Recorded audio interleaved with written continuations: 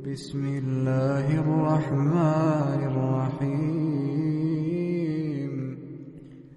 السلام علیکم ورحمۃ اللہ وبرکاتہ۔ الحمدللہ، اللہ تعالیٰ نے رمضان المبارک خیریت کے ساتھ ہم سب کا گزروا دیا۔ کسی نے تھوڑا کیا، کسی نے زیادہ کیا، ہر ایک نے اپنی اپنی کچھ نہ کچھ کوشش ضرور کی۔ اللہ تعالیٰ اس کو قبول فرمائے۔ اب رمضان کے بعد کرنا کیا ہے؟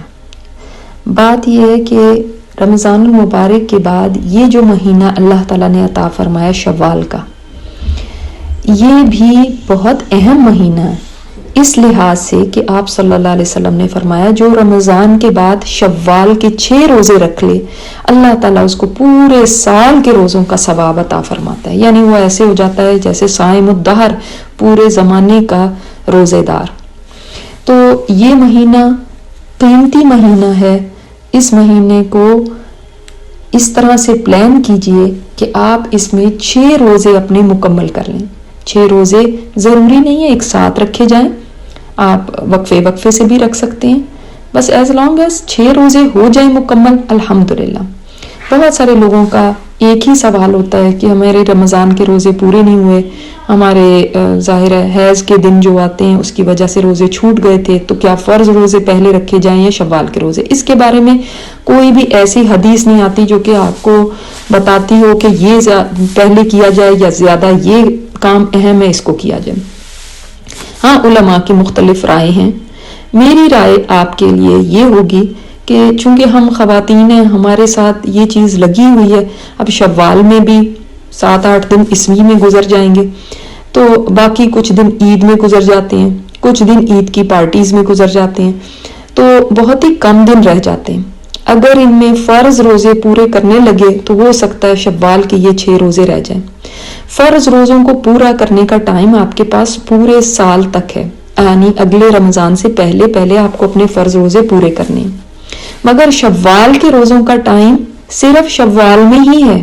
اس کو اگر آپ چاہیں محرم میں، سفر میں، کبھی بھی آپ چاہیں گے اس کو کہ آپ یہ شوال کے 6 روزے رکھ لیں تو وہ نہیں ہے، کاؤنٹ ہوں گے اس بشارت میں جو یہاں پہ حدیث میں دی گئی ہے کہ اللہ تعالیٰ اس کو پورے سال کے روزوں کا ثواب عطا فرمائے گا، وہ پھر اس بشارت میں شامل نہیں ہو سکتے۔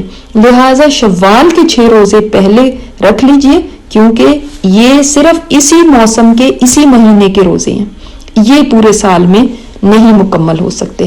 ہاں، اس کے بعد آپ کے پاس موقع ہے کہ آپ اپنے فرض روزے جلد سے جلد مکمل کریں تاکہ آپ پورے سال کے روزوں کا ثواب حاصل کر سکیں۔ آپ شوال کے روزے اگر رکھ بھی لیں گے تو اس پہ بھی آپ کی یہ بشارت نہیں حاصل ہوتی جب تک کہ آپ اپنے فرض روزے بھی پورے نہ کر لیں۔ تو یہ حرص ہونی چاہیے کہ میں اپنے فرض روزے جلدی سے جلدی مکمل کروں تاکہ میں صائم الدہر بن جاؤں۔ اللہ تعالیٰ اس کی ہم سب کو توفیق عطا فرمائے۔ دوسری بات یہ جو امام ابن رجب فرماتے ہیں، بہت اہم بات ہے کہ فرماتے ہیں شوال کے روزے رکھنا اس بات کی دلیل ہے کہ اللہ تعالیٰ نے رمضان کے روزے قبول کر لیے، اور اللہ تعالیٰ جس کے عمل کو قبول فرماتا ہے، یہ اہم بات ہے، سنیے اس کو، اللہ تعالیٰ جس کے عمل کو قبول فرماتا ہے اس کو نیکی کی مزید توفیق سے نواز دیتا ہے۔ اس کا مطلب اگر رمضان کے بعد بھی ہمیں نیکی کی توفیق ملتی جاتی ہے تو یعنی ہمارا رمضان کا عمل الحمدللہ اللہ نے قبول فرما لیا۔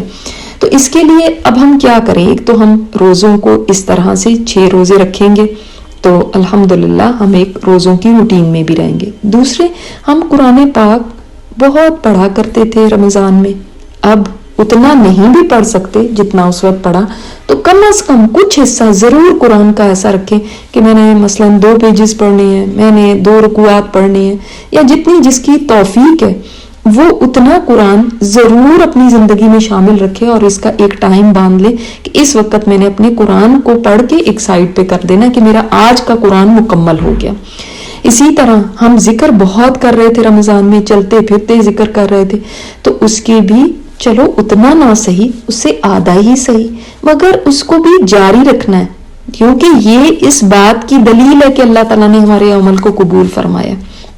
اسی طرح ہم رمضان میں بہت کوشش کرتے رہے ہیں کہ ہم اپنا وقت ضائع نہ کریں ڈراموں میں، فلموں میں، کسی بھی اور خرافات میں.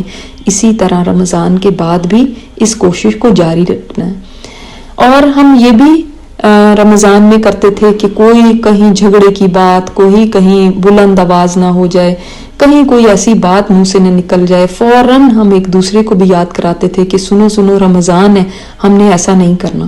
تو رمضان کے بعد بھی اگر ہم چاہتے ہیں کہ ہمارے عمل قبول ہوں رمضان کے، تو ہم اس کو بھی جاری رکھیں اور ابھی بھی سوچیں کہ ہم نے اسی طرح اپنی زبان کو قابو میں رکھنا ہے، اسی طرح ہم نے اپنے وقت کو ضائع ہونے سے بچانا ہے.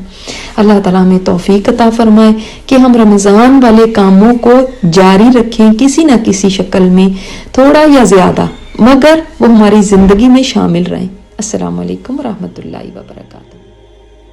یہ اسپیکر استاذہ نجیحہ ہاشمی ہے. ان کی مزید آڈیو سننے کے لیے لاگ ان کریں الرحمہ.org پر ARRAHMA.org.